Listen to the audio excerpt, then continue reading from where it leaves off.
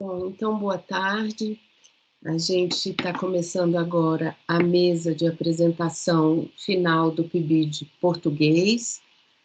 Nossa mesa é intitulada Diários Pibidianos, Método de Registro e Formação Continuada em Tempos Pandêmicos.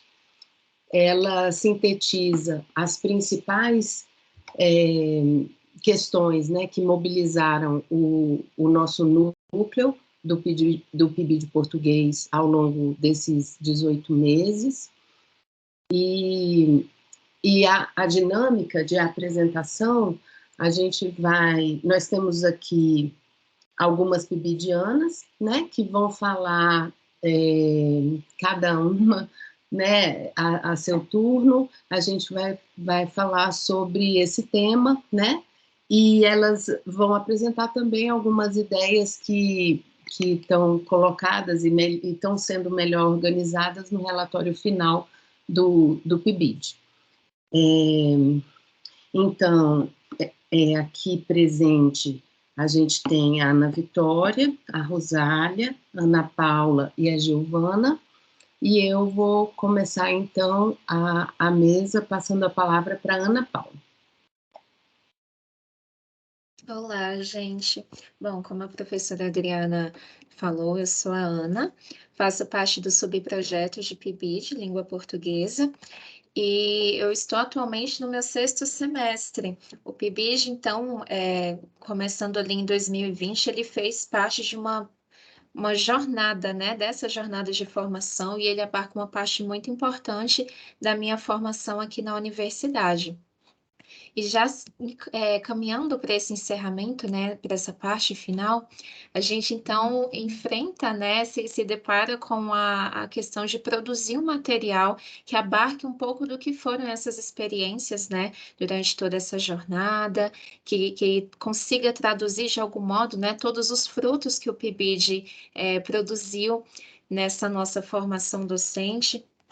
E uma das grandes dificuldades que eu encontrei, assim, no início, foi de delimitar o tema, porque o subprojeto, né, de português, a gente teve um modo de trabalhar que foi muito diverso, muito dinâmico, e principalmente nesse contexto de pandemia, a gente conseguiu ali abarcar muitas questões, desenvolver em muitos aspectos. Então, no momento de produzir fazer, né, elaborar um produto final, surge então a grande questão, né? Que ponto que eu vou abordar? Se há tantos que a gente conseguiu pensar durante essa jornada, né?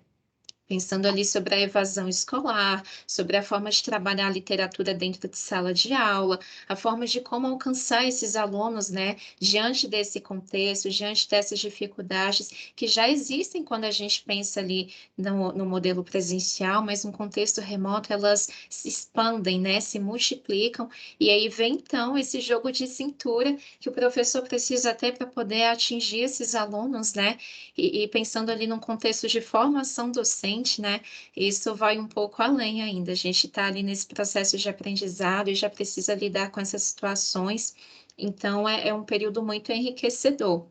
E algo que nos acompanhou bastante, né, nessa jornada, que fez toda a diferença, para mim foi algo assim que mudou muito a forma como eu enxergava, trabalhava, absorvia também tudo que foi ocorrendo, e algo que eu pretendo levar é a questão dos diários, né, uma espécie de registro para que a gente consiga não só registrar, né, ali as informações, as experiências que tivemos, mas é uma forma também da gente refletir, né, de forma mais profunda ao colocar isso no papel. Então foi algo que nos acompanhou muito, né. E durante esse processo de produzir esse material final, o diário ele foi de suma importância, porque através dele eu pude revisitar, né, eu não fiquei presa ali só à minha memória, só aos trechos que eu lembrava, aquelas coisas que me marcou num primeiro momento, né, mas através do diário eu pude ter acesso às minúcias, aos detalhes de todos os encontros que tivemos, as percepções, as reflexões, né, ao final de cada encontro a gente tinha ali os nossos minutos, né, pessoais, para poder fazer esse registro. Então, foi algo que fez muita diferença. Em muitos momentos eu me peguei lembrando de uma aula e lembrando ali de pontos que me marcaram bastante, mas ao ler o diário eu tive uma visão muito assim, não digo diferente porque se casava muito, mas muito mais detalhada, muito mais rica, podendo de fato, né, ter acesso a tudo o que aconteceu ali no momento. Então, foi de suma importância. E aí, tendo acesso, né, a esses registros, as gravações dos nossos encontros com as turmas do ensino médio que nós tivemos a oportunidade de acompanhar, e aos materiais que foram produzidos ao longo dessa caminhada, eu decidi abordar um pouco melhor a questão do trabalho, né, de como trabalhar a literatura. Foi algo que me chamou muito a atenção pela forma como o professor Pedro trabalhava, né, e que, enfim, a gente estuda muito, acompanha muito as disciplinas de literatura no nosso currículo aqui na universidade, mas aí depois surge o desafio: como que eu vou trabalhar isso com os alunos, né? Como que eu vou passar isso para os alunos? Como que eu vou mostrar para eles a literatura de uma forma mais dinâmica, tentando abranger ali não somente, né, as questões iniciais, por exemplo, se prendendo a explicar as características de uma época, de um período literário, né, mas indo muito além, esmiuçando aquela obra, sabe?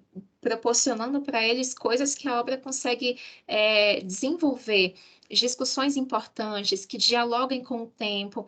Então, foi aí que eu comecei, né, a ter mais interesse por tentar entender. E o PIBID, ele contribuiu muito para esse desenvolvimento de pensamento. Então, no meu relatório final, eu tenho buscado abarcar um pouco disso, esse ensino mais dinâmico da literatura em sala de aula, né? Que não fique ali algo muito enrijecido, mas que se torne algo mais tranquilo de trabalhar, né? Algo que desperte mais o interesse dos alunos, a participação deles, né? Que fuja um pouco daquela questão muito expositiva e que chame o aluno mesmo para dentro da conversa, para que ele se envolva, para que ele participe.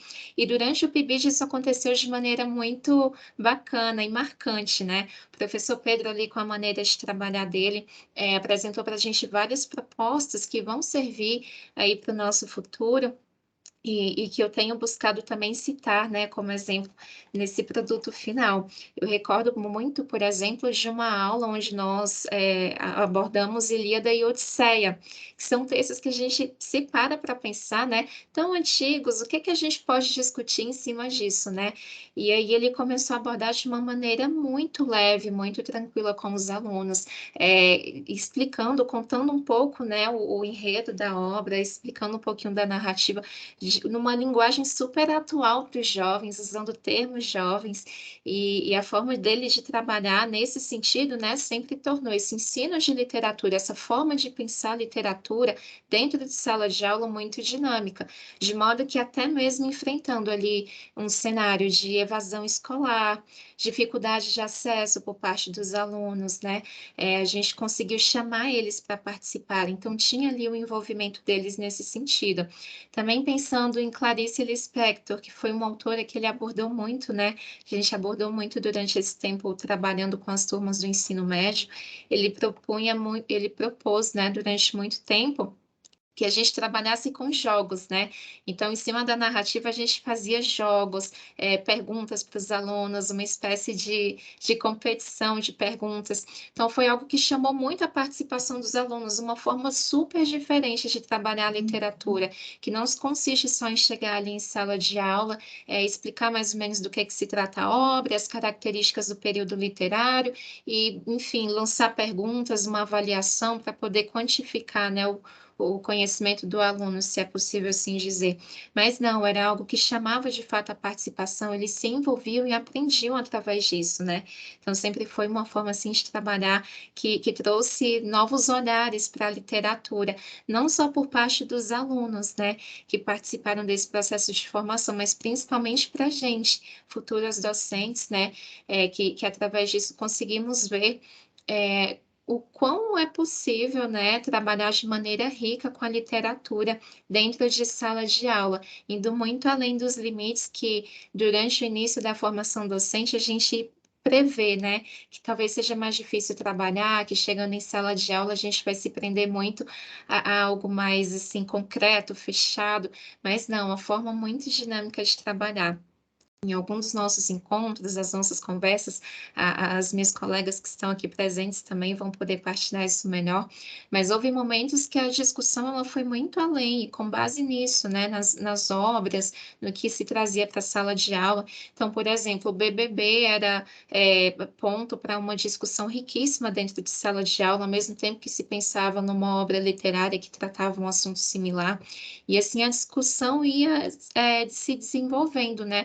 Não só por parte de nós docentes que lançávamos ali essa faísca, né, mas principalmente por parte dos alunos que traziam ali o ponto de vista, né. Então foi uma forma muito rica e é isso que eu tenho tentado abarcar, que durante a nossa formação docente a gente pode imaginar novas maneiras de trabalhar, né, e de pensar a literatura dentro de sala de aula de maneira mais dinâmica, de maneira mais rica. Esse foi um dos maiores aprendizados, né, dentro do PIBID, das maiores reflexões que eu pude fazer e que vai me acompanhar aí ao longo de toda a minha jornada profissional, pensar nessas novas formas de trabalhar em sala de aula. E aí, pensando em tudo isso, né, eu volto para o ponto principal, que o diário ele é importantíssimo nisso, né, porque essa questão da gente tomar nota, né, anotar ali as percepções e tudo mais, e depois poder recordar, ao final da jornada, por exemplo, ao final do ano, depois de já ter trilhado uma certa caminhada ali com os alunos, a gente consegue rememorar e ver quais os efeitos, né, que essa forma de trabalhar trouxe, o que isso gerou em sala de aula, de que forma que isso, né, auxiliou no desenvolvimento dos alunos, né. Então, foi algo muito importante durante esse processo. Eu deixo os meus comentários, né, agora, pra um próximo momento, quando a gente puder partilhar as nossas experiências pessoais, mas eu queria passar agora a palavra para minha colega Ana Vitória, para que ela pudesse partilhar conosco também as percepções dela.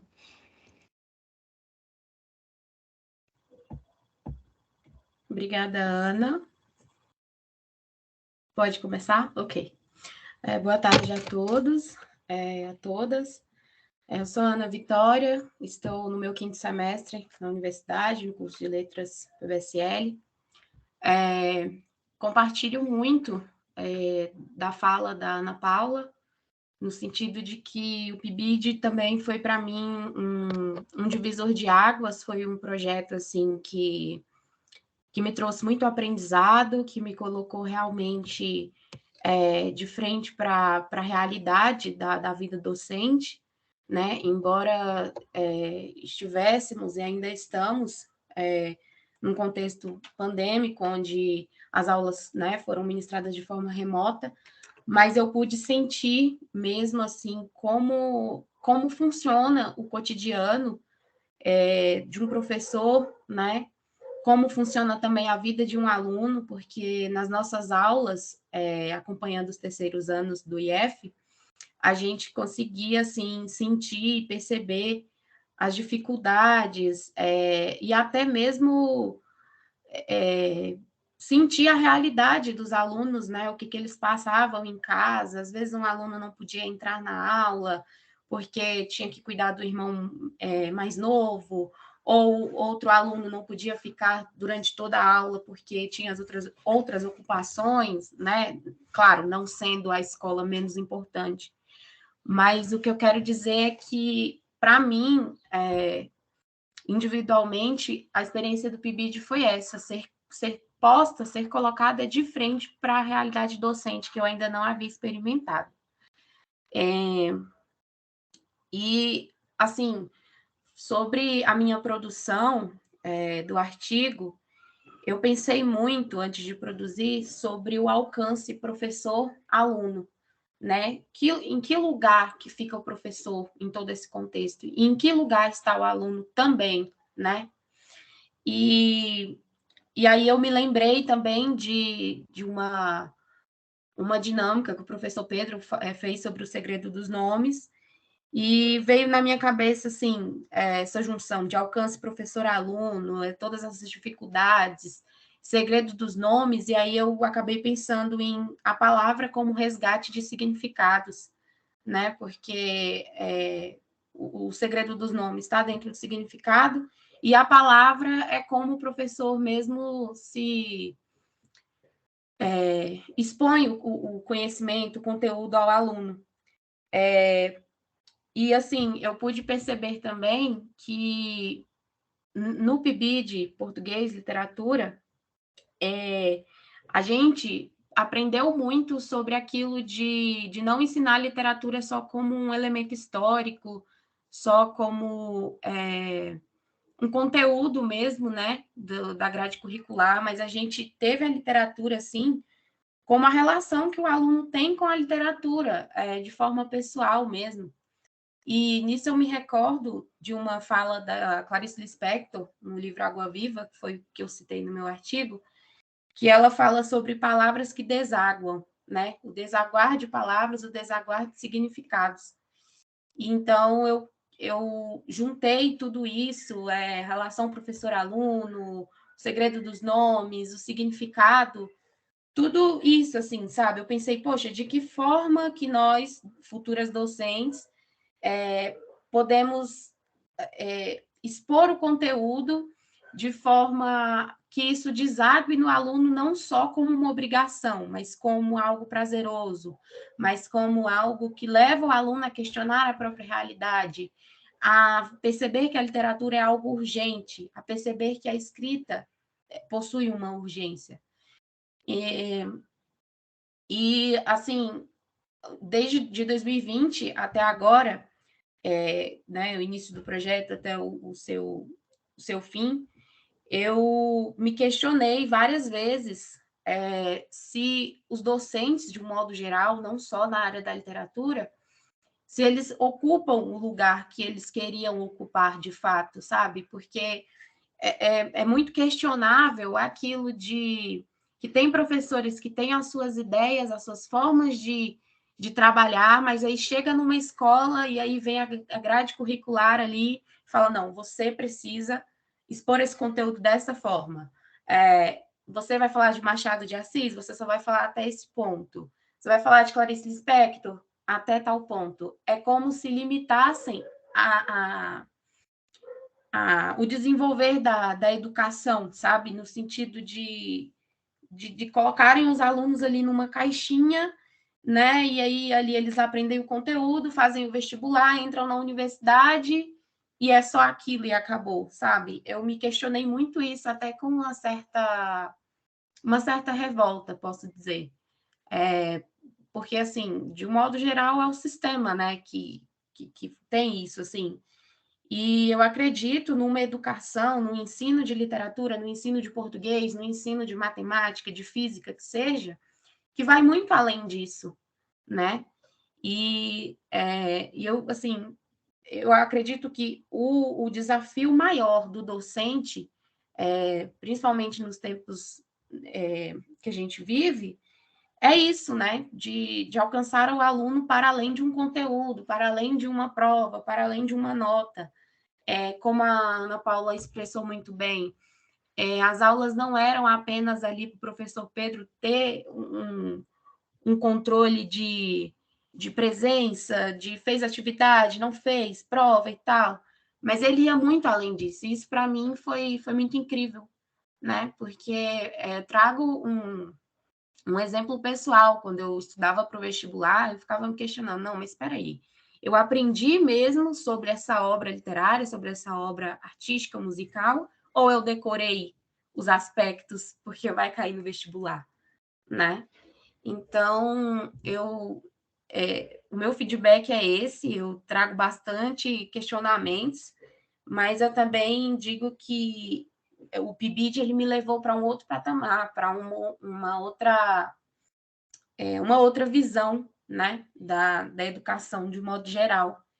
E confesso que eu poderia ter me dedicado muito mais, ter aproveitado, né, mas valeu muito, muito mesmo. Atualmente eu estagio numa escola e lá no estágio eu percebo assim que como que o PIBID colaborou para eu enxergar aquela sala de aula, sabe? Eu consigo pensar em outros tempos, antes do PIBID. Eu falo, nossa, mas eu faria isso de uma outra forma, mas agora eu já faço dessa forma porque eu entendo que é assim que funciona, né? Então, essa é a minha fala. Obrigada. Muito bem, Ana Vitória. Eu vou passar a palavra agora para Giovana Ellen.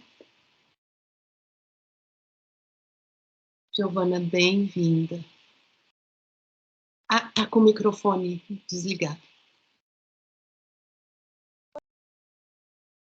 Escuta. Agora foi, né? Obrigada, professora. Boa tarde a todas e a todos. Nossa, é muito bom ouvir esse momento de troca, né? Ouvir a fala das meninas, das Anas, e aí faz a gente voltar. A gente está encerrando um ciclo muito importante na vida de todas nós, né? E aí, a partir da fala de cada um, é como se a gente, pelo menos a sensação que eu tenho é de voltar a cada momento específico que elas falam, sabe? Então, a Ana, ele trouxe o exemplo, a Ana Paula falou do jogo da Clarice Lispector, então a gente eu retorno ali, lembro dos alunos no momento, no final desse jogo, dividindo ali o prêmio, a Ana Vitória falando muito dessa relação professor e aluno, dessa importância, falando do significado, né, da insurgência, da necessidade de incentivar a escrita, né, o sentido da palavra e incentivar a produção dos alunos. Bom, vou me apresentar brevemente, eu sou a Giovana Ellen. Atualmente eu estou no meu 8º semestre, eu já estou concluindo o meu curso. E assim como o PIBID foi para as meninas, para mim também foi um divisor de água, foi um programa muito importante na minha formação docente, mas eu ouso dizer que até para minha formação como pessoa mesmo, porque eu saio do programa uma outra Giovana, com uma outra visão, assim, da sala de aula mesmo, assim, desse contato entre aluno, professor, dessa vivência, né, dessa experiência. A gente sabe da importância de programas como o PIBID acho que é necessário falar, né, e reiterar a necessidade do incentivo a esses programas, como o PIBID, também a residência pedagógica, né, que são programas que proporcionam a gente, enquanto alunos ali na universidade, ter o contato com a prática escolar, mas principalmente com a prática escolar ali na vivência de um contexto de escola pública, né? E a gente sabe dos inúmeros problemas que a educação enfrenta, e principalmente a educação pública. E aí, quando a gente entra, quando a gente tem a possibilidade de ter contato com essa vivência, a gente vê que é muito. A amplitude de tudo, sabe? A amplitude desse contato. Tem muitos problemas, sim, mas também tem muitas coisas boas. E aí a nossa visão ela começa a ser transformada, porque a gente, como também já foi mencionado a questão, a gente tem muito contato ali na graduação com a teoria, né? E aí a prática, por vezes, ela é deixada de lado. E aí, massa, como é que eu vou colocar em prática tudo que eu estou vendo aqui em relação ao ensino de literatura? E aí, no nosso caso, no PIBID, a gente teve a oportunidade de ter contato com diferentes didáticas e também metodologias de ensino, né? Pensando que a gente entrou em um contexto atípico, né? Em um contexto extraordinário em que todo mundo se perguntou assim, e agora, o que a gente vai fazer? E diante dessas questões, a gente assim, não teve, nós PIBidianas, né, a gente atuou no Instituto Federal de Brasília, no campus São Sebastião, e o IFB, ele não houve o retorno presencial ou híbrido como as outras escolas públicas, né, no DF. A gente atuou 100% online. E eu acho que isso também, esse recorte é importante porque todo mundo estava no mesmo barco. A sensação é, beleza, vamos ver o que podemos fazer. E eu acho que essa é uma reflexão interessante temos, e que a gente pode levar para o ensino presencial, porque a gente tem inúmeros problemas, mas a postura que a gente se pergunta é, ok, eu tenho esses problemas, mas o que eu posso fazer diante disso? E aí, a gente, no nosso ensino de literatura, a gente percebeu o que a gente pode levar para os alunos, né? Esse momento de troca mesmo do ensino, que não é apenas o ensino da historiografia, não é apenas um ensino que se pauta para passar no vestibular, né? Então, literatura para quê? É para passar no vestibular? Também, também é uma demanda, né? É necessário, mas vai muito além disso. E aí, no PIBID, a gente pôde vivenciar sem deixar, eu acho que, e é isso o que eu trago no meu artigo, né, no meu relato final, eu falo muito dessas questões das nossas experiências e dos desafios do ensino de literatura, mas principalmente nesse tempo de ensino remoto, porque uma questão que a educação enfrenta, e não apenas durante esse período de pandemia, é a questão da evasão escolar. Porém, a gente sentiu, a gente já percebe essa questão na sala de aula, no presencial, mas na pandemia, nesse ensino remoto, que não é o ensino em AD, né? Não é esse o formato, mas um ensino remoto emergencial, a gente conseguiu visualizar, a gente conseguiu presenciar essas ausências. Ao mesmo tempo em que estávamos todos conectados, haviam lacunas nessa conexão. E aí, o que a gente faz diante disso? Diante de questões que às vezes não cabem a nós, né? Questões de acesso mesmo, e o desespero que fica também, porque a gente pensa, cara, e agora? Mas mesmo diante de todas essas questões que nos fazem pensar, a gente também age, né? Então, os diários, ele nos possibilitou, né? O diário, ele é uma ferramenta para o professor. E aí, a partir do momento em que a gente escreve, que a gente reflete sobre como é que foi a aula, em que a gente pensa, que a gente vê, a gente consegue visualizar o que deu errado, o que não deu, o que a gente pode melhorar, o que a gente está fazendo errado, o que deu certo. E aí, um ponto interessante que a gente fez, né, nas nossas aulas de literatura foi isso, essa questão da importância de narrativizar os conteúdos, como o professor Pedro fala, que foi um ótimo mediador, acho que a gente também teve muita sorte de atuar com ele nesse período, porque ele ensinou muito para nós. E aí essa questão de narrativizar os conteúdos é a gente apresentar uma literatura diferente, a importância de apresentar, por exemplo, os clássicos da literatura com uma linguagem, com o uso de uma linguagem mais contemporânea, assim, uma linguagem que aproxima mais os alunos, sabe? Não distancia. Por exemplo, o Machado de Assis, né? A Ana Vitória, ela mencionou essa questão. Então, muitas vezes o Machado de Assis, ele é apresentado como, meu Deus, é o maior escritor da literatura brasileira, e mas ele é apresentado como se fosse algo muito difícil, distante, quando na verdade não, né? E aí acho que a gente trabalhou muito essa questão da apresentação, da importância de apresentar aos alunos, da linguagem, desse contato mesmo, sabe? De não distanciá-los, porque da mesma forma que a literatura, como o Antônio Cândido diz, que ela possibilita a gente ela viver, né?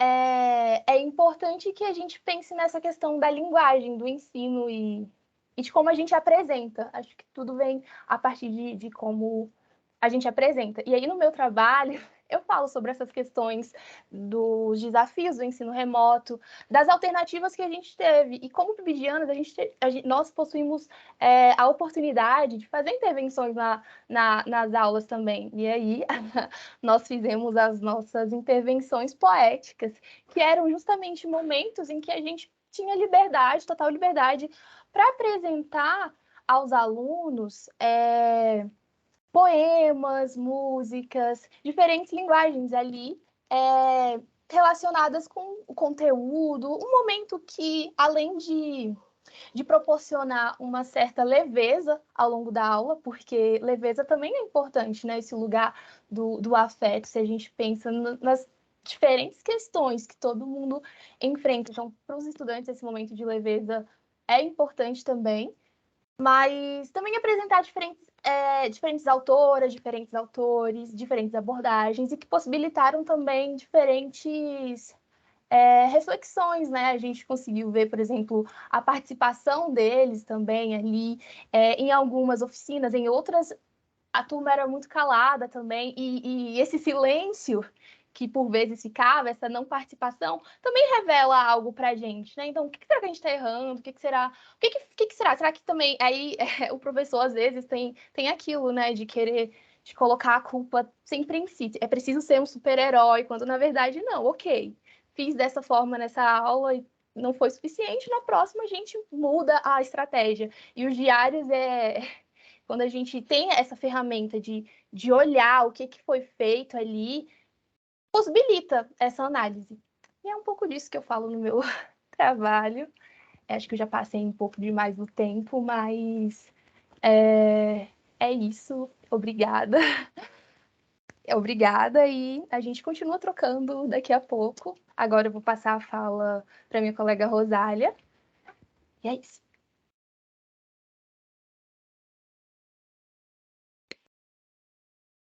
Rosália, liga o microfone. Oi, professora, boa tarde. Boa tarde, estava fazendo aqui toda uma apresentação já só para mim. Cumprimento a Adriana, a nossa supervisora do projeto, que foi uma verdadeira inspiração, a Ana Vitória, a Ana Paula, a Laura e a Giovana. E eu, antes de começar a minha fala, eu queria trazer uma frase que acho que resume muito do que foi o PIBID para mim, acredito que para todos nós. Também é uma frase, uma homenagem para Lígia Fagundes Telles, que morreu ontem, a dama da nossa literatura brasileira que nos deixou ontem, que ela fala sobre inspiração. Ela diz que existe uma palavra que está fora de moda, mas é insubstituível na terminologia da criação. E a palavra é inspiração. E foi isso que o PIBID significou para mim durante esses 18 meses. Como a própria Ana Vitória disse, é o divisor de águas dentro da nossa escolha de carreira, da escolha de carreira docente, que não é uma escolha fácil. Desde quando a gente entra na faculdade, a gente já escuta muita coisa. Ah, você quer mesmo ser professora? Quer ser professora de português ainda? Vai ficar me corrigindo toda hora? Então, a gente sabe que a licenciatura em letras ela é carregada de estigmas, desde quando a gente pisa ali na universidade no primeiro semestre. E quando eu comecei o PIBID, eu fui percebendo que havia uma grande fonte de inspiração, principalmente com a Adriana e com o professor Pedro, mas em todas as nossas trocas que tivemos entre nós, as pibidianas, era uma corrente de inspiração, vinham ondas e ondas de inspiração a cada aula que a gente assistia do professor Pedro, a cada texto que a gente lia, a cada reunião que nós fazíamos. Então, eu resumo o PIBID nessa palavra, inspiração, que a gente sabe que é necessário nós nos sentirmos inspirados para dar aula, porque a gente sabe que não é um trabalho fácil, mas é um trabalho recompensador, saber que a gente consegue transmitir, né, conhecimento de fato, mas eu também não acredito que a educação seja só transmissão, na verdade é uma troca que a gente realiza, a gente aprende, mas a gente ensina, mas a gente também aprende, isso é fundamental. E foi perceptível dentro das aulas do professor Pedro esse processo de ensino-aprendizagem que você ensina, mas você também aprende. E com todas essas questões, o que eu achei extremamente importante para a gente ter dentro, e para a gente ter um registro, foi realmente o fato dos diários pibidianos, que desde o primeiro mês foi algo incentivado para nós fazermos. Eu acredito que agora, no final, foi algo que nos auxiliou muito na escrita dos nossos projetos. porque, de fato, a gente tinha um registro, mas não é só um registro do que aconteceu na aula. Ali dentro daquele diário, a gente tem uma reflexão sobre o que foi passado, sobre o que foi apresentado, sobre o que foi discutido, e aquilo ali não é só algo escrito, aquilo ali é uma reflexão que nós fizemos, então a gente tem algo de formação, né? Então, além da nossa licenciatura que a gente está fazendo, a gente teve ali também uma formação à parte, que é o PIBID, que eu, inclusive, queria muito que todas as pessoas que fazem licenciatura tivessem a oportunidade de fazer PIBID, porque a gente sabe que a gente só aprende a dar aula na prática. Né? Então, os cursos de licenciatura, eles necessitam, né, de ter mais prática, de a gente estar em sala de aula, a gente ter regência, para a gente não chegar assustado quando a gente vai ter o nosso primeiro emprego, né? Porque a gente sabe que a gente vai errar, não tem jeito, a gente vai errar, mas não chegar tão assustado dentro de uma sala de aula, e chegar com inovações, né? Eu acho que isso é muito importante, como a Ana falou, a Giovana também, essa questão da gente não trabalhar a literatura, que foi o foco do PIBID de português, só de uma forma mecanizada, voltado para algo, mas a gente criar um pensamento crítico em cima daquilo, né? A Bell Hooks fala muito sobre isso, sobre dentro da sala de aula, a gente formar pessoas críticas, formar pessoas conscientes. Então, além de passar, por exemplo, um romance indianista, a gente ter, né, críticas em cima daquilo, que os meninos eles saibam criticar o que teve de errado no romance indianista, o que teve de bom, o que foi um avanço na literatura. E isso a gente percebia muito dentro das aulas do professor Pedro, e graças ao diário a gente tem essa formação, essa instrução que ele nos deu de forma indireta e indiretamente dentro das aulas.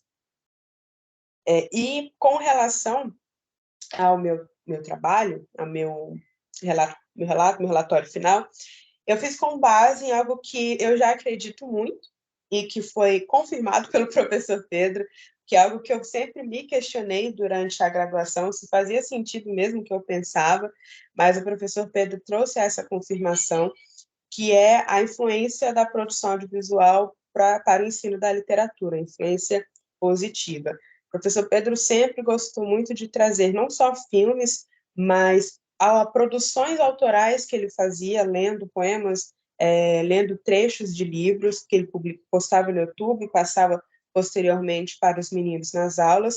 Então, a gente percebia que a gente tem uma influência positiva e clara dentro do aprendizado da literatura quando a gente faz o uso da arte audiovisual aliada à literatura, porque a gente costuma ver bastante o afastamento, né, do cinema e da literatura, do teatro e da literatura. Acho que eu penso, né, que acho que a literatura é realmente essa elite cultural, não pode se aproximar do cinema, não pode se aproximar do teatro, mas quando há essa aproximação, a gente percebe de forma clara, né, e positiva a influência. E eu lembro de uma aula que ele trouxe, que também, inclusive, foi a aula que a Ana Vitória também trouxe, que foi o segredo dos nomes, a importância, né, de a gente nomear as coisas, e ele traz o trailer do filme A Viagem de Chihiro. A questão o cerne principal do filme são essas questões dos nomes. E alguns meninos já tinham assistido ao filme, e aí quando o professor falou de filme, eles, professor, nossa, eu conheço esse filme, muito legal. E aí, ao mesmo tempo que ele traz a Viagem de Chihiro, ele traz Grandes Sertões Veredas, ele traz um diálogo de Platão.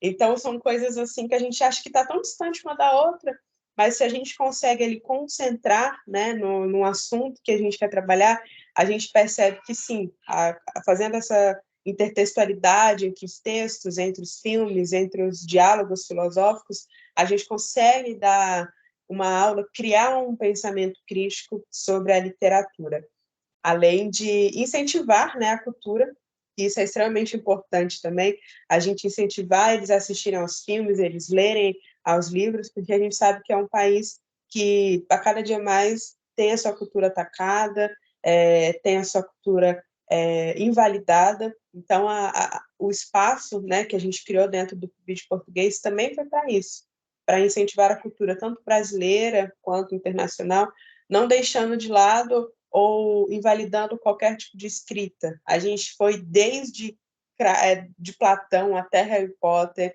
até Dan Brown, Grandes Sertões Veredas, Guimarães, Clarice, Cecília Meirelles.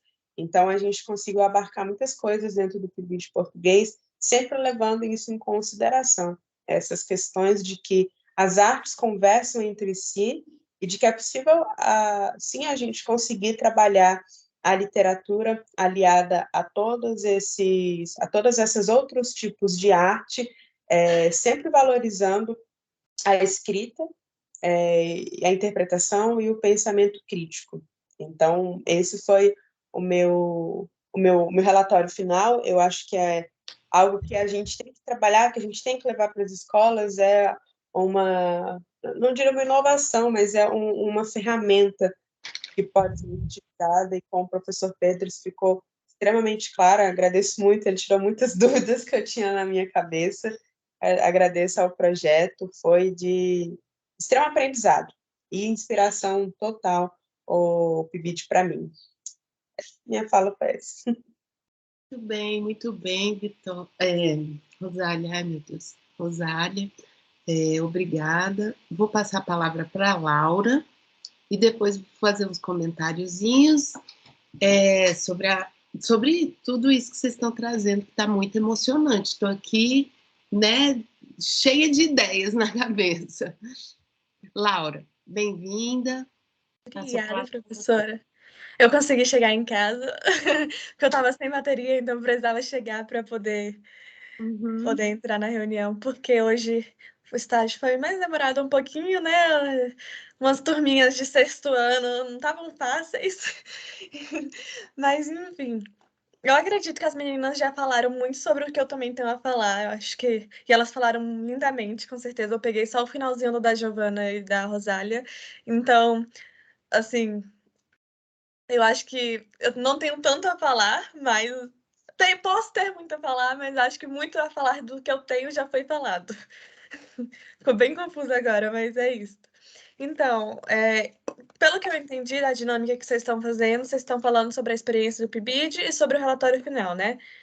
Tá certo. Então, vou entrar nisso também. A experiência do PIBID para mim foi surpreendente, como eu falei. Eu não conhecia o projeto antes e eu entrei assim no momento que eu estava um pouco perdida. E realmente eu estava perdida na faculdade no sentido de eu não estava me encontrando, tipo, assim, eu gostava muito das aulas de literatura e eu gostava muito das aulas de educação, mas eu não me encontrava nos projetos que estavam surgindo ou nos que eu já tinha tido acesso, né, de professores e tudo. Quando eu vi o PIBID, eu falei, vou tentar, não acreditando muito. Admito que eu falei, é a primeira vez que eu vou tentar assim, um projeto maior e tudo. Aí, o que aconteceu? Desde então, mudou o meu sentimento pelo curso. Eu já sempre gostei muito do curso. Desde o início eu nunca tive assim dúvidas, mas eu estava mais desanimada. E desde então me reconfortou. Aí me trouxe um sentimento de que, poxa, eu tô indo para o lugar certo. Realmente eu tô fazendo algo que eu acho que eu sou boa, ou algo que eu posso melhorar e que eu posso continuar. Quando começou com as escritas, eu lembro que eu fiquei muita vergonha de ler para vocês. Por quê? Eu não leio minhas coisas para ninguém, eu não lia minhas coisas para ninguém. Eu sempre gostei muito de escrever. Então, foi um pouco difícil, mas depois que quebrou a barreira, eu me senti muito à vontade com vocês. E vocês faziam coisas muito bonitas, eu falava, também quero fazer. Não sabia se a minha guitarra tão bonita, mas aí foi uma barreira quebrada, voltar à escrita, e algo que eu realmente estava perdendo e que eu não valorizava, no sentido de eu gosto, tem algumas coisas que eu acho que eu escrevo muito bem, mas eu não estava aproveitando isso. Então já começou por aí. Me trouxe essa surpresa que foi a escrita, voltar à escrita, e também a de interação. Tipo, porque na faculdade a gente interage com as pessoas, cria amizades, mas assim, a gente tem aula com algumas pessoas que a gente vira e fala: ai, que legal essa pessoa, nossa, ela é muito inteligente, olha que pessoa, né? Tudo. Mas aí eu fui começando a ver muita individualidade de vocês, e isso foi muito legal para mim, porque tinha coisas que eu me identificava e eu falava, eu não tô sozinha. E coisas que vocês também tinham medo, eu falava, ai, que bom que não é só eu, sério. E até aí, logo em seguida, a gente começou a acompanhar as aulas, e o processo de pandemia foi um pouco assustador, né? Como é que a gente vai entrar para dar aula, né, auxiliar o Pedro, tudo no EAD, sendo que as pessoas às vezes nem abrem as câmeras. Mas foi surpreendente também. Claro que teve muitas coisas negativas no sentido da evasão, no sentido das faltas e da não participação. Mas ali, sabe quando eu saía da aula feliz, sabe? Quando você entra assim, você fala, ai, sabe, valeu a pena ter assistido, valeu a pena estar aqui. Aí eu saía assim, com muitos planos, mesmo que eu não fosse aplicar esses planos nas aulas, continuar naquelas turmas, eu ficava com planos, tipo, quando eu for dar aula mesmo, eu vou ter que fazer assim, assim e assim. Aí começou com o Pedro, os slides dele. Primeiro começou com o ser dele, né, que ele é uma pessoa diferente, assim, no sentido bom. Ele te alegra, ele te entusiasma. Então, assim, começou com o Pedro que eu falei, ok, é assim que eu quero ser ali, pelo menos eu quero ser, não quero ser aquele professor carrancudo, não. Eu quero ir para esse lado aí, eu quero seguir ali. Aí depois eu comecei a observar os slides. Eu falei, outra coisa aí que eu posso me inspirar também. Os slides são muito simples, de uma forma, tipo assim, que não fica aquela coisa extensa e nem cansativa, mas que interage muito, envolve muito. Aí eu falei, legal. Inclusive, hoje eu dei uma aula para o 8º ano de coesão e coerência, usando os slides e usando o mesmo método que o Pedro, de ir botando uma frase, aí passando, fazer a turma interagir. Então, hoje mesmo eu botei em prática, olhei, veio à tona. Aí, quando falou sobre o projeto, que agora eu vou entrar na parte do relatório, eu fiquei muito ligada numa parte que era os alunos sentirem muita falta daquela aula tradicional de vestibular.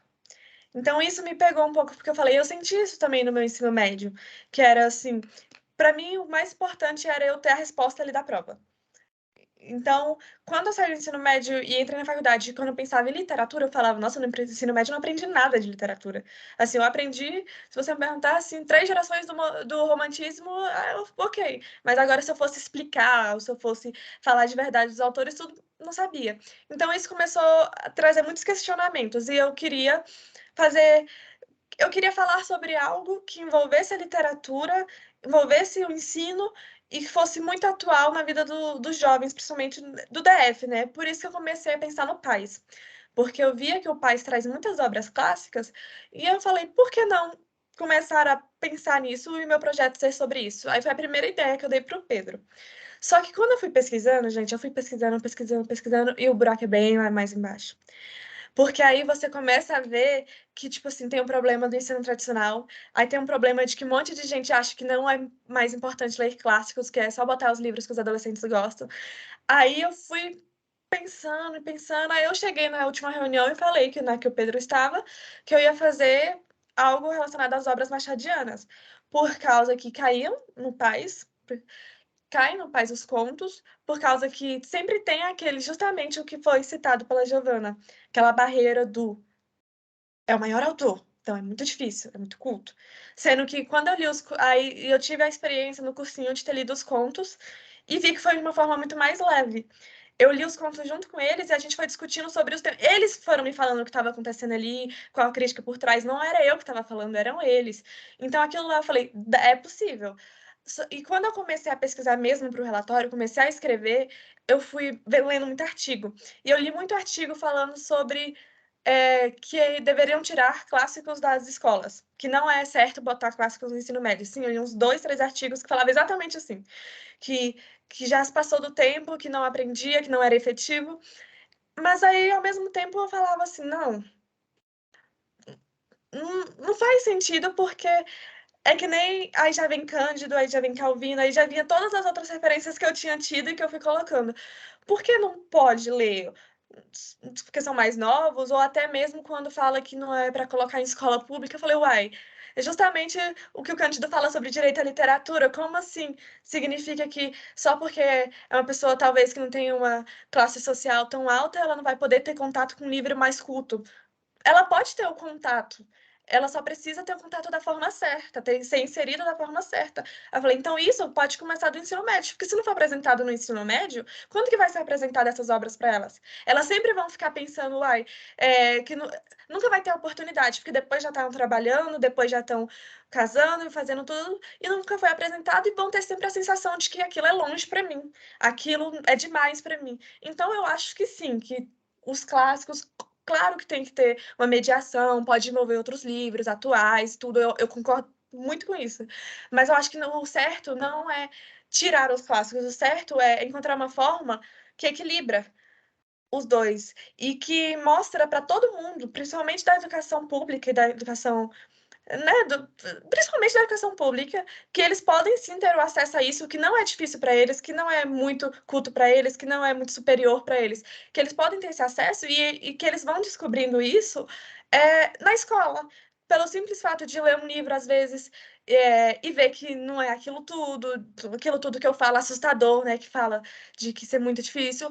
Claro que tem umas linguagens que, né, gente, séculos passados, autores muito rebuscados, mas não era assim que eu acho que tinha que lidar com a literatura, que era para a gente continuar colocando ela na escola de uma outra maneira.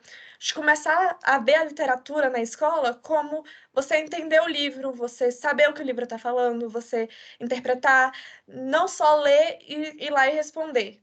Quais autores principais do livro? Porque, gente, meu ensino médio foi isso. Tipo, quando tinha alguma coisa, era qual geração esse autor é. Eu ia lá e pesquisava no Google e pronto. Acabou. E não era assim. E quando, às vezes que eu já tive acesso com alunos de poder ofertar isso, de mostrar um pouco, olha como esse livro fala disso, disso, e é tão atual, e as pessoas ficarem, é mesmo, né? Nossa, eu não imaginei que esse livro era assim.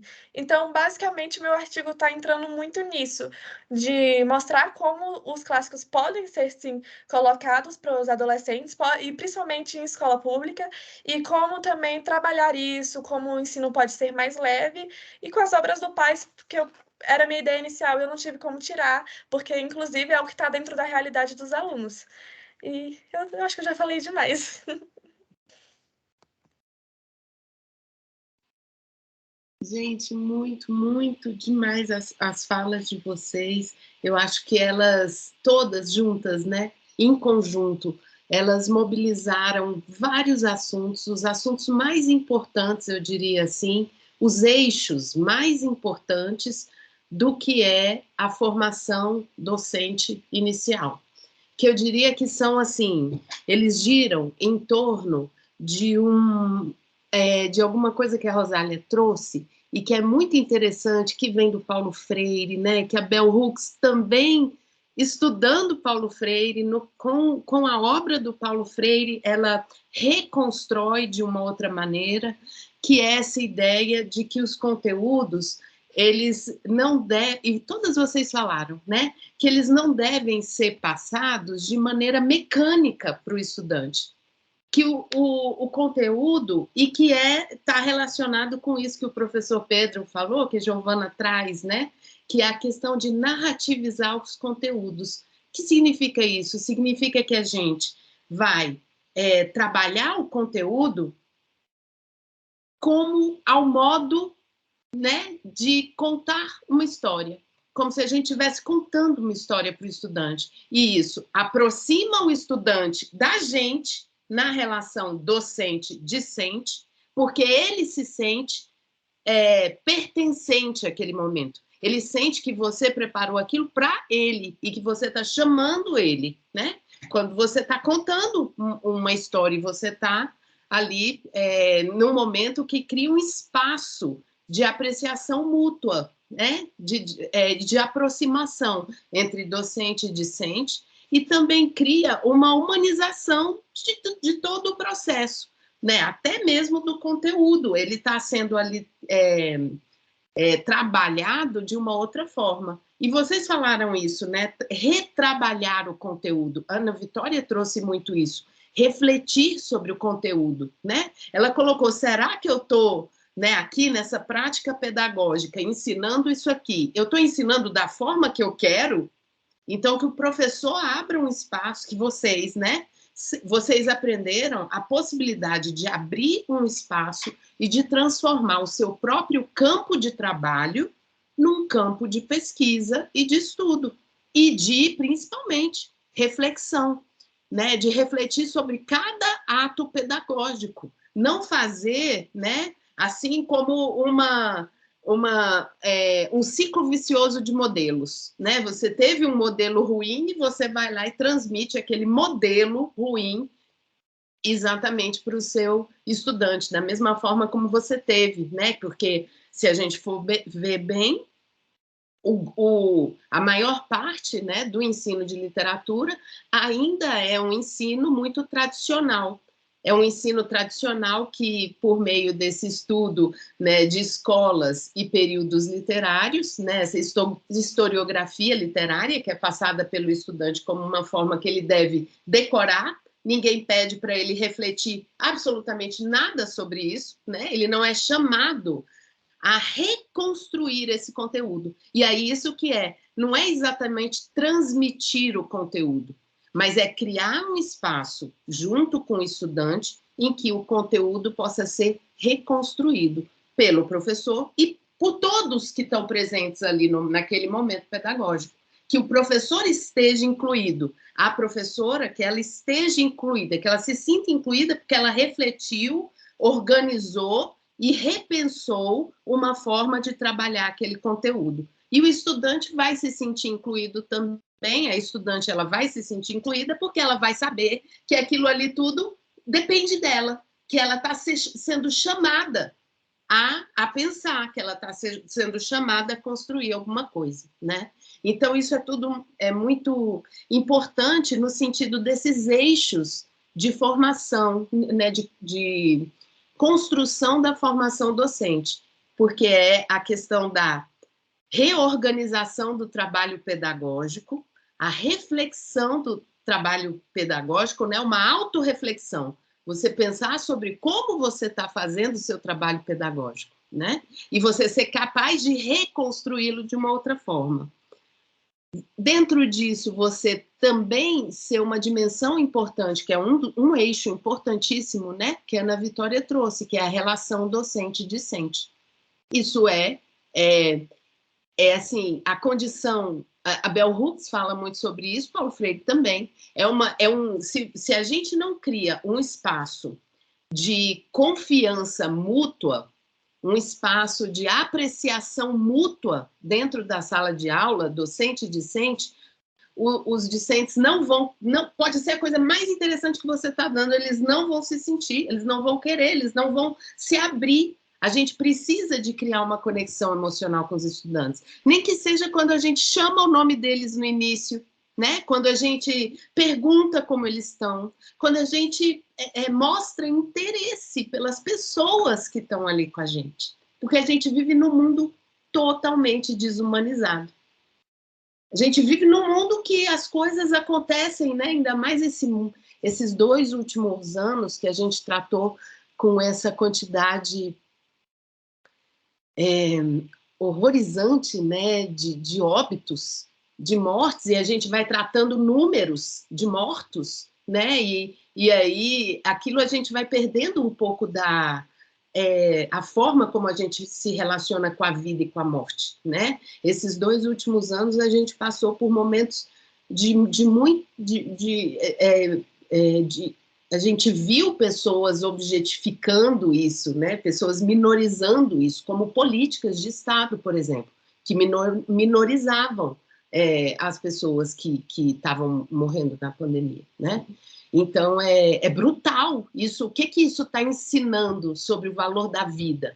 E aqui, quando todas vocês falaram em práticas pedagógicas que valorizam a vida, porque elas valorizam o que a estudante pensa, o que a estudante sente, o que a estudante vai produzir. Elas valorizam vocês mesmas como estudantes, como professoras, como docentes, porque estão refletindo sobre o que estão fazendo, não estão fazendo por fazer. Não estão pegando um conteúdo, um currículo mandado pela escola e reproduzindo, dando aulas prontas, Eu vejo muito, às vezes eu vejo assim, né?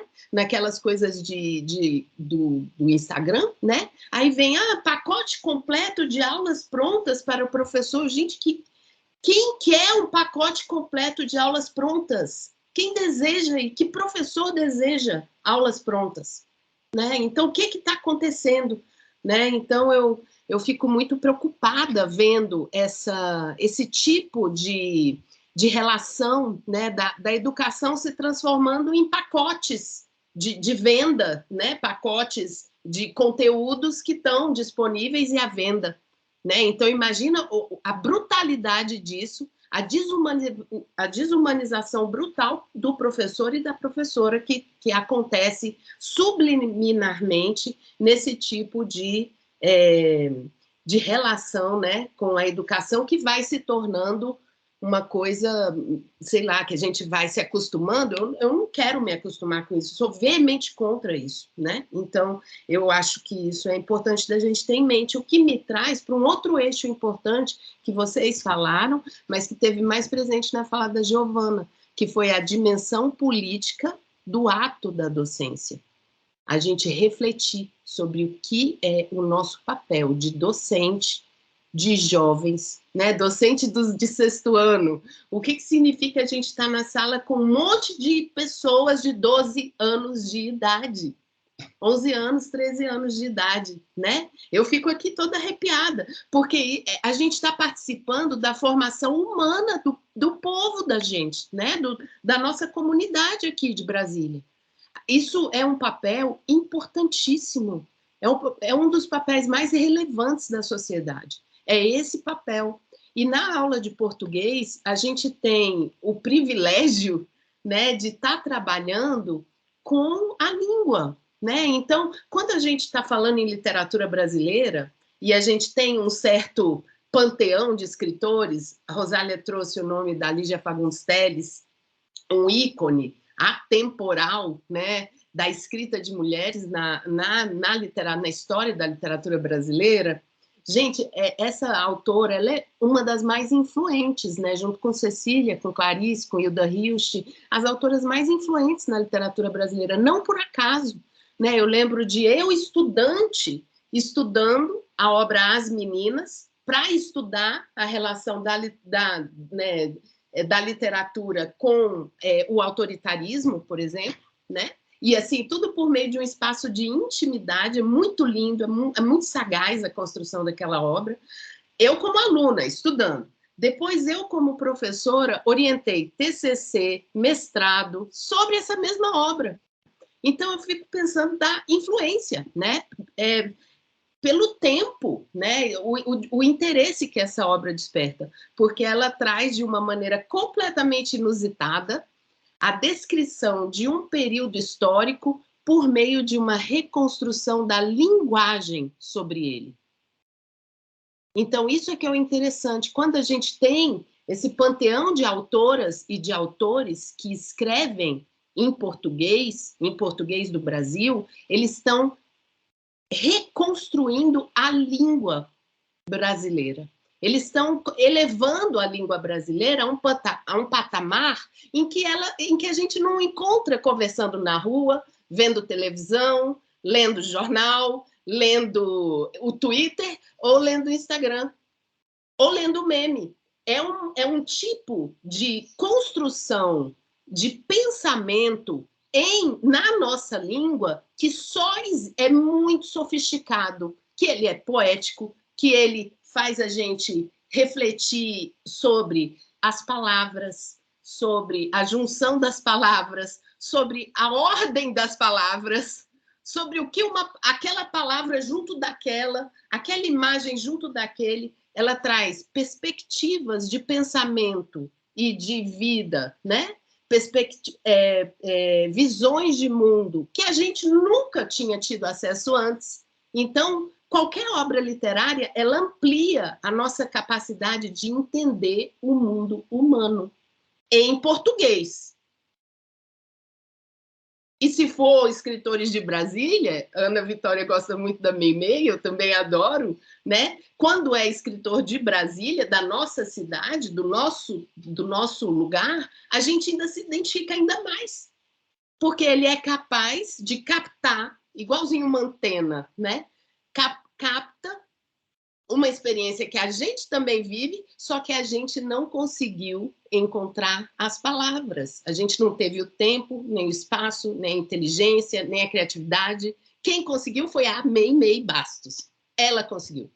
Ela conseguiu, escreveu, publicou, a gente vai ler, e é uma experiência da gente, mas que ela consegue veicular e captar, e a gente consegue se conectar, né? Então, a gente consegue encontrar palavras, né, para dizer aquilo que a gente sempre sabia que estava dentro do nosso coração, mas que a gente não tinha tido ainda acesso. E por meio da escrita de uma autora, né, dessas, a gente consegue. Então, eu acho que vocês trabalharam, né? Vocês pensaram esses eixos. Relação docente-discente, a reorganização e a reflexão sobre o trabalho pedagógico, a dimensão política da docência, a gestão da sala de aula no sentido de uma diversificação de espaços e meios de ensino. Porque vocês falaram, a Laura falou, poxa, mas os slides do Pedro, eu também adoro, é uma estética, né?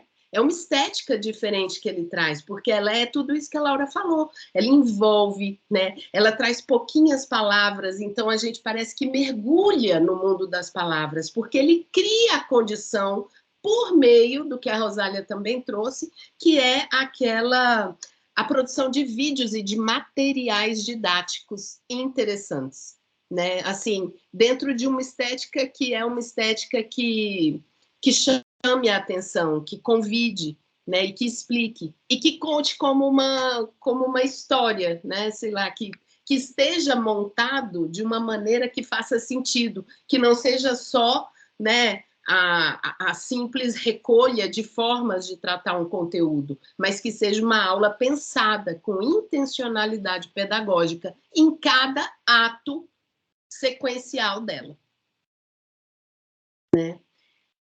Deixa eu ver o que mais. Tudo isso vocês trouxeram, né? Vocês falaram muito também sobre a prática, a importância de ter um momento de prática, de estar perto do cotidiano do professor, de saber o que é o cotidiano de um professor, todo dia, porque todos nós fomos alunos, mas a gente só lembra da gente aluno, a gente não tem...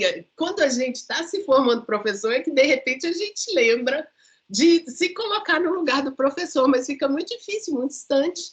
Então, isso de a gente... esse momento da prática, a Laura trouxe uma coisa muito emocionante, que foi, eu vivi uma prática e eu pude colocar essa prática em prática.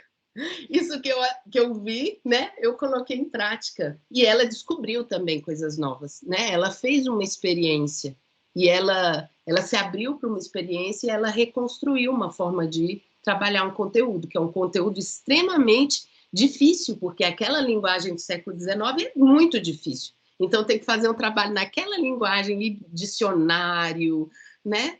E depois, para tentar entender o que está sendo dito ali, né? É um arqueológico da língua. O que significava falar, né, no século XIX tal palavra? Qual era a carga que ela tinha? Então, a gente vai trazendo toda uma reflexão sobre tempos históricos, a gente vai trazendo uma reflexão que é muito maior, né? A prática do cotidiano de um professor, né? A Vitória também falou isso, né? Giovana também falou, né? O contato com didáticas e metodologias, na diversificação dos meios e espaços, né, do ensino no contexto desse modo remoto, que afinal também serviu para impulsionar muito a criatividade, né, de produção de material.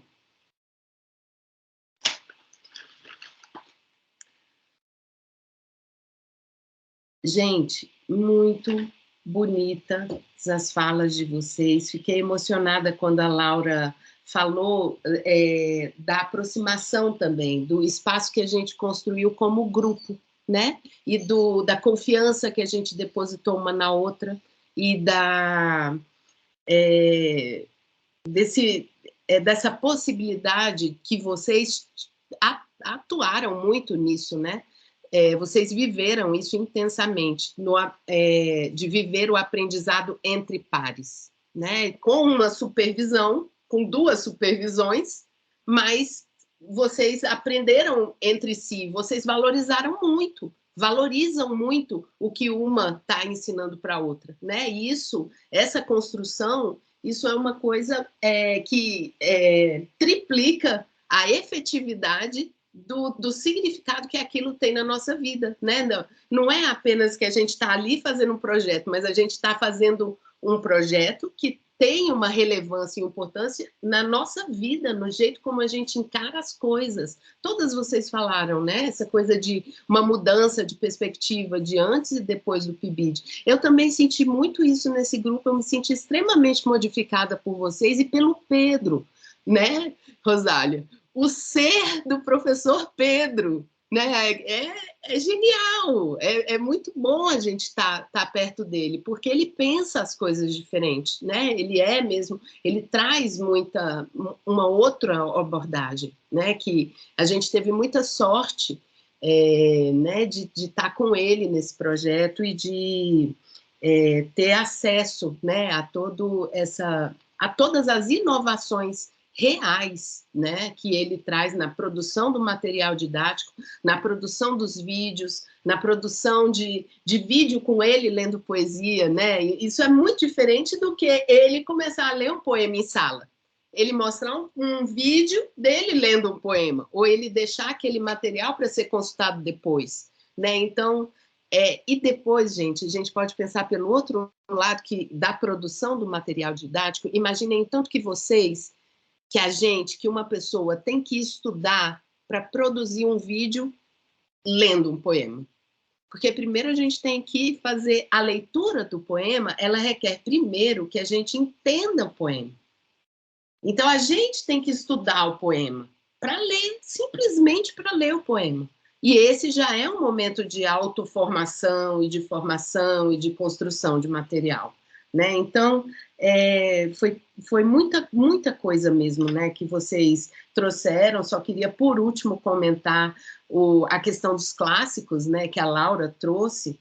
Então, eu achei muito lindo, Laura, porque você falou uma coisa que também tem a ver com essa dimensão política da docência, que é vocês terem a consciência, né, que estão construindo um caminho de acesso do que há de mais sofisticado na produção cultural em língua portuguesa a pessoas que nunca se pensaram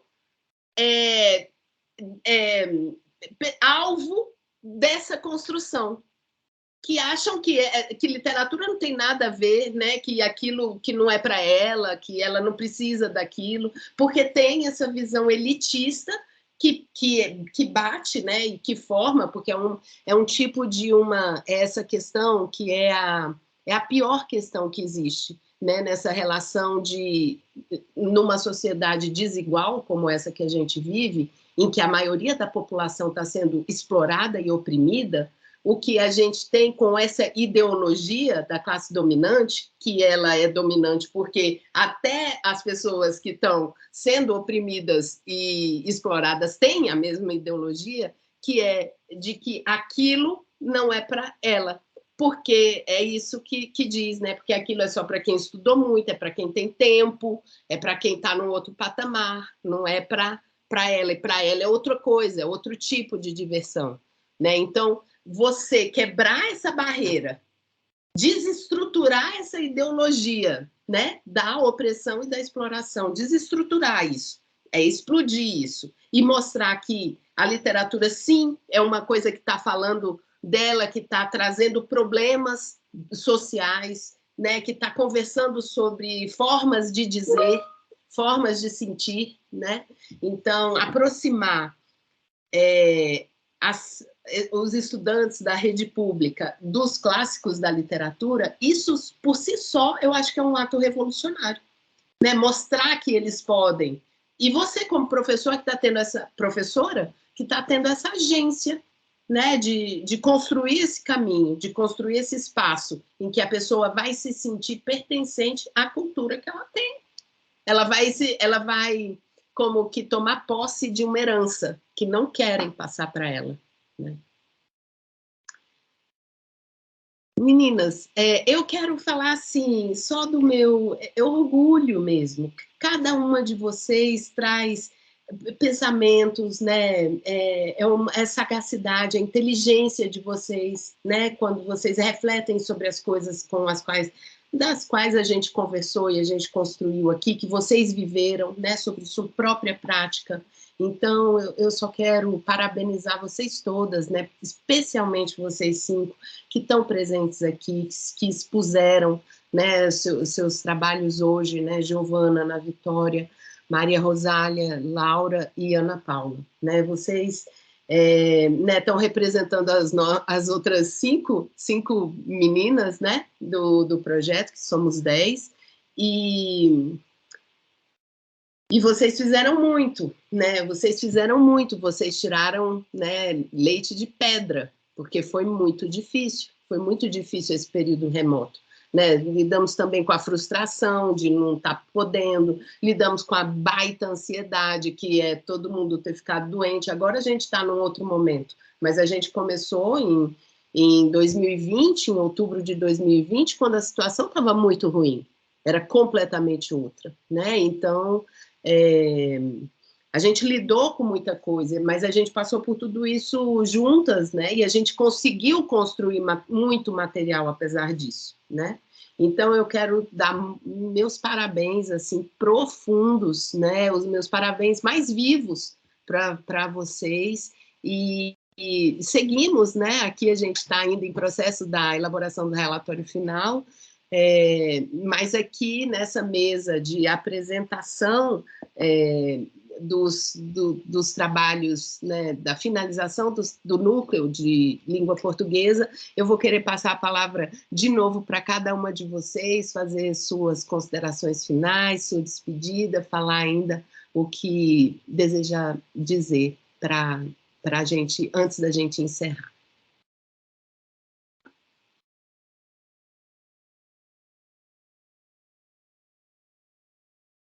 Quem quer começar? Eu posso iniciar.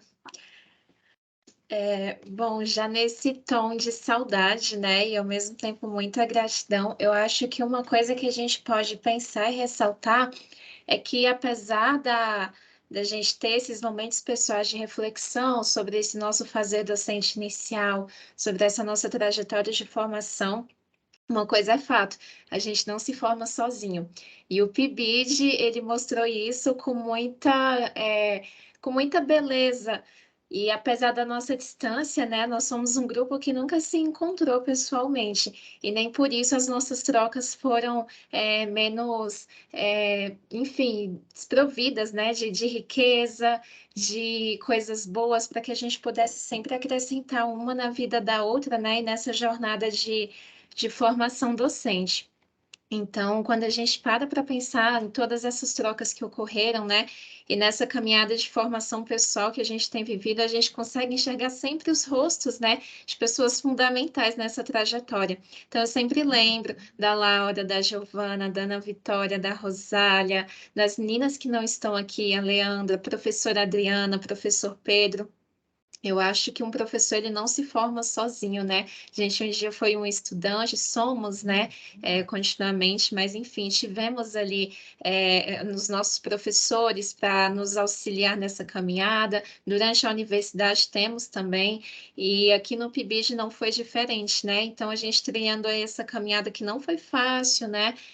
Foi muito proveitosa, isso é um fato, mas foi bem delicada pelo processo, pelo período que a gente vivenciou com muita sutileza, né? Com muita caridade, empatia, a gente conseguiu ali se fortalecer, criar esses vínculos, né? E sempre ir acrescentando uma na vida da outra nesse sentido. Então, quando chega esse momento final, nesse momento de troca, de partida, é importantíssimo saber que quando a gente escuta uma outra também, a gente vivencia um pouquinho, né? Recorda um pouco do que a gente vivenciou nessa trajetória e vai rememorando esses frutos que vão nos marcar continuamente, né? De agora até os nossos próximos momentos, atuando na docência. E, enfim, sempre reflexões riquíssimas, importantíssimas. Eu tive a oportunidade de trabalhar um pouquinho mais próxima com a Laura, né?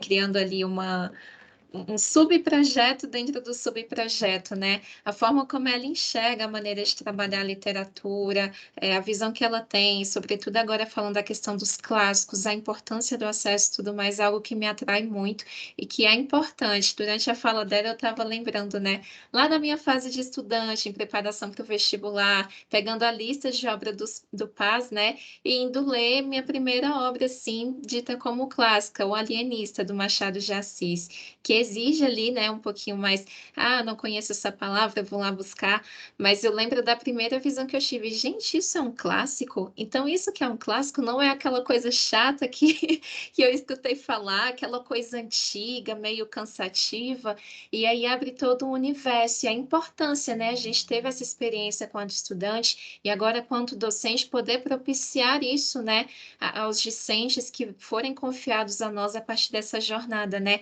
e trabalhar a literatura desse modo leve, desse modo dinâmico, né? E com toda a riqueza que ela proporciona da intertextualidade que a Rosália trouxe ali para gente, da reflexão, da crítica que a Giovana abordou para gente, né? Então, todos esses pontos são importantíssimos. Foi uma jornada que nós construímos juntas.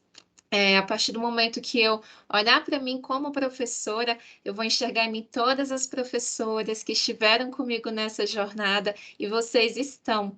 Vocês estão, então eu só agradeço mesmo por tudo.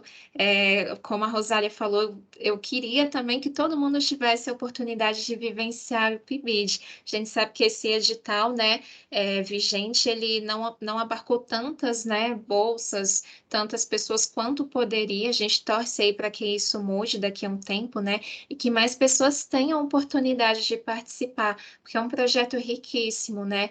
E não somente quando a gente pensa ali nessa formação docente, nesse lado profissional da coisa que une teoria e prática tão importante, mas também esse olhar humano que a gente desenvolve, toda essa formação pessoal que o PIBID também abarca nas nossas vidas. Então, deixo aqui o meu agradecimento, a minha gratidão também por ter feito parte desse projeto e a certeza de saber que essa experiência mudou a minha vida e que mudou totalmente o rumo que eu vou seguir como docente.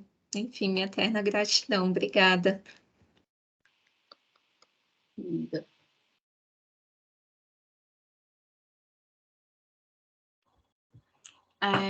Eu também deixo aqui o meu agradecimento a todas, primeiramente professora Adriana, professor Pedro, foram fundamentais nesse projeto. Meninas, eu aprendi muito com vocês, passei a ler um pouco mais, ou pesquisar um pouco mais sobre Jorge Amado por influência da Maria Rosália, e gostei muito.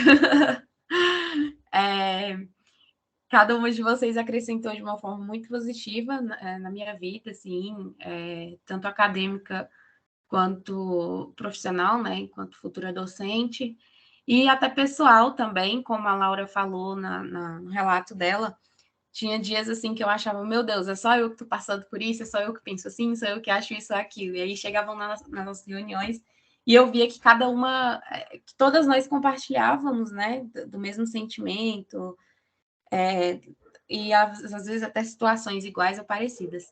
Então, deixo meu agradecimento, foi fundamental para a minha formação, e espero que a gente se encontre aí, né, nos corredores da UNB, já que agora, né, vamos voltar ao presencial. E é isso, gente. Muito obrigada.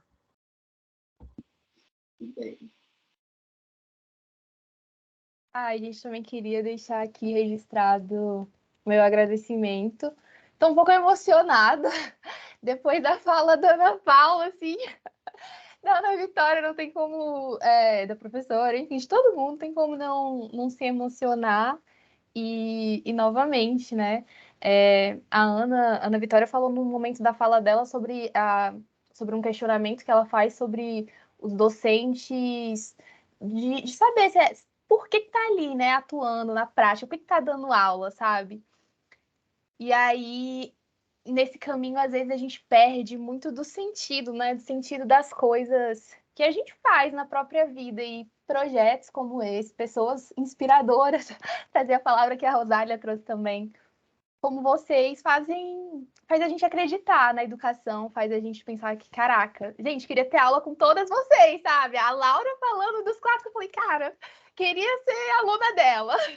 Enfim, faz a gente ter esperança, manter viva a chama de que tem muita gente boa, tem muito profissional bom e que a gente está junta nessa construção, né, nesse ato de construir uma educação que seja de qualidade, uma educação que valorize o outro, que respeite, que ouça e que mostre interesse pelo outro, né?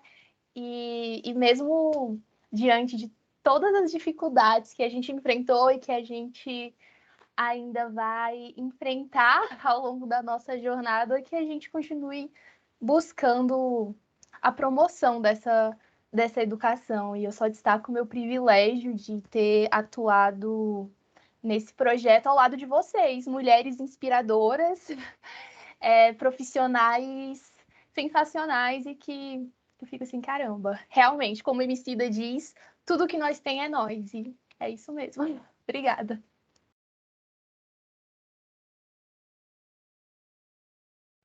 Vou comentar aqui. Gostei muito do que a Giovana falou, esperança, né? Eu lembrei do nosso vídeo lá no comecinho do PIBID, que a gente encerrou toda aquela apresentação com o poema do Mário Quintana, né? E a esperança, na verdade, ela não morre, né? Ela se renova, renasce, ressuscita. Então, acho que muito do PIBID, né, do projeto português, foi isso. A gente encontrava problemas, a gente buscava soluções, encontrava outro problema, encontrava outra solução. Então, a esperança também ela esteve muito presente dentro do nosso PIBID. Eu também estou emocionada, Giovana. Mas eu fico muito, muito feliz de fazer parte. Eu lembro da vez que eu fiz a entrevista com a professora Adriana, eu falei, quando acabou, eu falei, nossa, mãe, com certeza a Adriana não vai me chamar. Ela, não, calma, vai dar certo. Logo depois deu tudo certo, e foi, assim, realmente é uma outra visão que a gente adquire depois que participa do PIBID, né? Eu falo para os meus amigos, meus colegas, eles ficam, nossa, por que eu não soube do edital, né? Por que eu não participei? Porque a gente tem uma formação, né? Uma visão de dentro de sala de aula, né? Mesmo que no nosso caso seja online, infelizmente muitos dentro do nosso curso não têm, né? Então, acho que cabe a nós também lutar pela permanência do PIBID, lutar pela permanência da residência pedagógica, que a gente sabe, a gente passou por isso ano passado, né?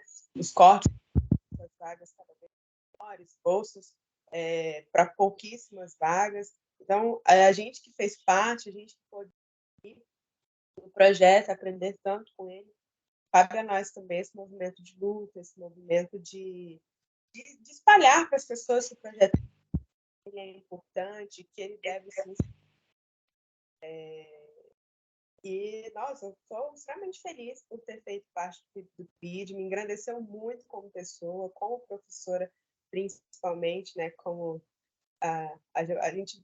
quando eu estou dando aula, eu penso, gente, mas será que isso aqui não faz bem com a aprendi do PIBID? Deixa eu dar uma reformulada aqui para ficar um pouco melhor.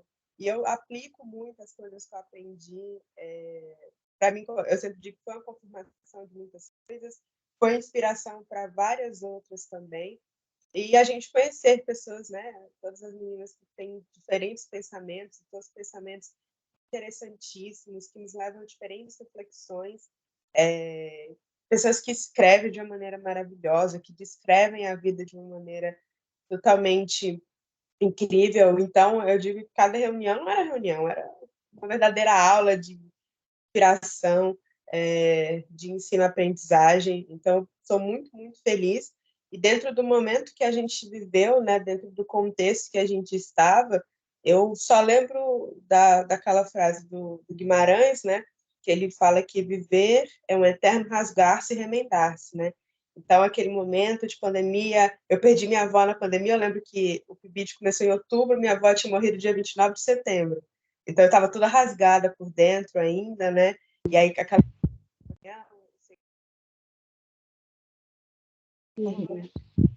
O som, Rosália, está perdendo um pouquinho. Tá escutando? Parece que melhorou. Não, agora não. Agora você desligou. Voltou, mas está intermitente, assim. Professora, eu acho que é a minha internet. Melhorou? Agora está ótimo. Tá bom. Eu estava falando, não sei qual parte que cortou. Estou falando do momento da sua avó, que aí você estava rasgada por dentro. Rasgado por dentro, né? Aquela nossa primeira reunião, quando a gente fez aquele poema, né, sobre os nossos nomes, foi realmente um momento de remendo para mim. E o PIBID foi de fato isso, tantas coisas ruins acontecendo, tantos problemas, né? Aqueles momentos realmente rasgos, né, que a gente teve durante todos esses 18 meses. E o PIBID se mostrou, né, essa linha e costura para a gente poder se remendar uma a outra também, né? Então, para mim, isso foi essencial. Agradeço muito à senhora professora Adriana. Como eu falei na oficina, a senhora foi aquela âncora que manteve a gente viva. Às vezes a gente estava desesperado, fazendo vídeo, fazendo coisa, a senhora não vai dar certo. A senhora, não, calma, vai dar certo. Então, verdadeira âncora, assim. E o professor Pedro é esse ser, assim, que eu pensava que não existia. Pensei que era coisa, assim, um professor que eu achava que só existia na imaginação. A gente imagina um professor. E ele chegou daquele jeito dele, mostrou que, de fato, a gente pode ensinar daquele jeito, que não é algo irreal, que não é algo tão longe da gente, mas que a gente pode ser, assim, do jeito que a gente quer, né? Do jeito que a gente é, e ainda assim ser um ótimo professor, ainda assim passar conhecimento, ainda assim instigar os alunos, né? E ainda assim formar cidadãos conscientes, críticos da sua realidade. Então, só agradecer mesmo. Agora só falta eu. Ai, gente, eu também tô emocionada, sério. É muito bom falar sobre algo que te deixa... Você sente o coração, sabe? Quentinho mesmo quando a gente fala, usa essa expressão. Primeiro, Adriana, por favor, seja minha orientadora de TCC. Por favor. Tudo que eu te peço. Ai, mas é sério, é porque eu admiro muito a senhora. Tem uma inspiração muito... A senhora passa uma leveza, de verdade. Assim, te escutar, te ouvir, traz uma paz e uma leveza e também, ao mesmo tempo, uma sabedoria e uma vontade, sabe? Uma vontade de fazer algo, uma vontade de exercer algo, de ser algo. Muito obrigada, eu sou muito grata por mais de um ano por ter conhecido a senhora, admiro muito, acho lindíssima, assim como o Pedro também, que nem as meninas falaram agora, que é o estilo do professor que a gente só, né, no imaginário e tudo. Ai, o Pedro era muito engraçado, porque ele nos apresentou muitas coisas novas, tanto no modelo de dar aula quanto no modelo de conteúdo, só que ao mesmo tempo era o que falou, o jeito do Pedro. Tipo assim, marca o jeito dele, porque o jeito dele falar, o jeito dele sabe, te puxar para a conversa, tudo é muito bom, porque você quer, você tá ali, você sente vontade de fazer aquilo também. Então, assim, não tenho nem palavras para descrever os dois. E como as meninas estavam falando um pouco sobre a gente, né, e tudo, sério. Ai, gente, eu poderia falar um pouquinho de cada uma, porque por mais que algumas eu não tive o contato, tipo, de conversar no WhatsApp, tudo, que nem eu tive com outras, eu tenho uma admiração e um carinho especial por cada uma. E assim, aquilo, cada uma tem uma característica marcante, cada uma. Todas são maravilhosas, inteligentes, mas, por exemplo, se a Rosália quisesse vender um curso sobre Jorge Amado ou sobre todas as referências de citações que ela tem, eu compraria. Eu compraria. Eu assinaria esse curso só para ouvir ela falando, de verdade. A Giovana, eu acho o sorriso dela tão lindo e ela tem umas palavras tão certas. Toda vez que a Giovana sorria na reunião, eu ficava... E ela usa as palavras muito certas, ela traz umas opiniões muito fortes, assim como a Geisa também traz, sempre tinha as opiniões muito fortes, e assim, você escuta, você fala, é isso aí, é exatamente isso que ela tá falando, eu concordo, não tenho o que discordar, não tenho o que discordar. A Ana Vitória também, ai, toda vez que ela falou, eu também admirei muito ela como mulher, sabe? E eu fico pensando, gente, será que ela é só tão nova assim, porque ela já tem tanto conhecimento aí guardado, ela já traz uma bagagem tão boa, tão transformadora.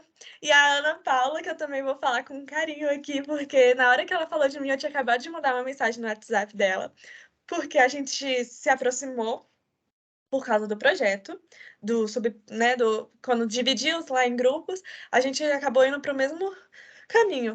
Só que a Ana Paula, eu não sei explicar o que ela é. Porque eu não sei, de verdade, ela é uma pessoa que você fala e você se sente bem de falar com ela. Ela é cativante, ela é carinhosa, ela é muito carinhosa e ela é muito atenciosa. Assim, nas palavras dela do WhatsApp, você fala, ela fala isso com tanto carinho. Você nem sabe o jeito que ela tá escrevendo, ela pode estar brava, mas ela passa tanto carinho que eu me sinto acolhida. Eu falo, nossa, ela é tão doce, ela é tão legal. Ai, é tão bom ser amiga dela, que nem quando eu mando mensagem ela responde tão fofa que eu falo, gente, olha a paciência, a dedicação, essa menina é luz.